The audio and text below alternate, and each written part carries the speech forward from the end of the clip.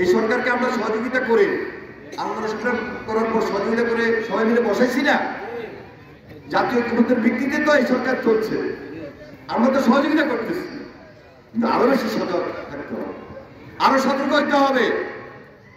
প্রত্যেকটা উপদেষ্টা যারা রয়েছেন তারা যদি খুব অ্যালার্ট না হয়, খুব সতর্ক না হয়, দ্রুত হাসিনার বিচার ব্যবস্থা যদি না হয়, দৃশ্যমান যদি না হয়, ত্বরান্বিত যদি না হয়, তাড়াতাড়ি যদি না হয়, তাহলে দেশের মানুষ কিন্তু খুব কষ্ট পাবে, বিপদে পড়বে। আবার আরেক দিকে নির্বাচনও করতে হবে। তাহলে নির্বাচন করতে হলে একদিকে নির্বাচনী রোডম্যাপ দিতে হবে, আরেকদিকে দ্রুত সংস্কারের কাজ করতে হবে। আমাদের এই বর্তমান অন্তর্বর্তীকালীন সরকারে তো বলেছে যে সংস্কার করতে 3 মাস লাগবে, 3 মাসের জায়গায় তাহলে 6 মাস লাগবে। যাই হোক, এখনো হয় নাই, দৃশ্যমান হয় নাই। আমরা আশা করছি দ্রুত এই কাজগুলো সম্পন্ন করবে, কারণ এটা সাময়িক সরকার, অন্তর্বর্তীকালীন সরকার।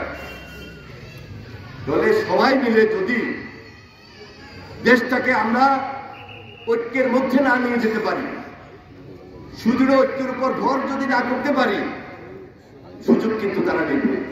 ফ্যাসিস্ট কিন্তু থাবা মারার জন্য বসে আছে, এবং পার্শ্ববর্তী দেশ তারাও কিন্তু ব্যাপকভাবে নাক গলাইতে চায় এবং চেয়েছে।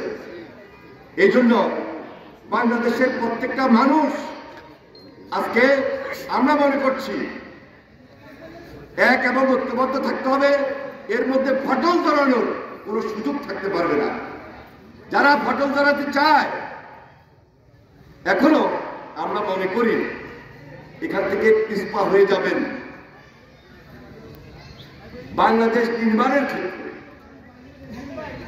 বাংলাদেশ সুন্দর বাংলাদেশ গড়ার ক্ষেত্রে কোনো ফাটল থাকবে 5 তারিখের পরে আমরা বিশ্বাস করি না। কারণ আমাদের শ্রম, আমাদের ঘাম, আমাদের ত্যাগ, আমাদের গত 17 বছরে সাধারণ মানুষ, নেতা কর্মী, রাজনৈতিক দল যেভাবে আত্মহত্যা দিয়েছে, গুম খুনের শিকার হয়েছে, সর্বশেষ জুলাই আন্দোলনে যেভাবে শহীদ হয়েছে, এই ত্যাগ বৃথা যাবে না। এখনো রক্তের দাগ শুকায় নাই, এখনো রক্তের দাগ শুকায় নাই। সুতরাং খুনির বিচার খুব জরুরি, খুব দ্রুত সময়ের মধ্যে খুনির বিচার হইতে হবে, হাসিনার দোষকদের বিচার হইতে হবে, হাসিনার বিচার হইতে হবে। দৃশ্যমান দেখতে চাই, তাড়াতাড়ি দেখতে চাই। আমাদের মাননীয় উপদেষ্টাগণ, আমরা আশা করছি যে এই ব্যাপারে বিশেষভাবে নজর দিবেন, খুব বেশি অ্যাক্টিভ থাকবেন। সময় বারবার আসবে না, সময় নষ্ট করা যাবে না।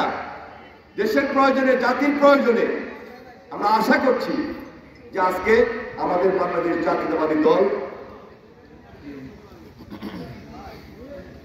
যে দায়িত্ব নিয়ে সামনে এগিয়ে যাচ্ছে,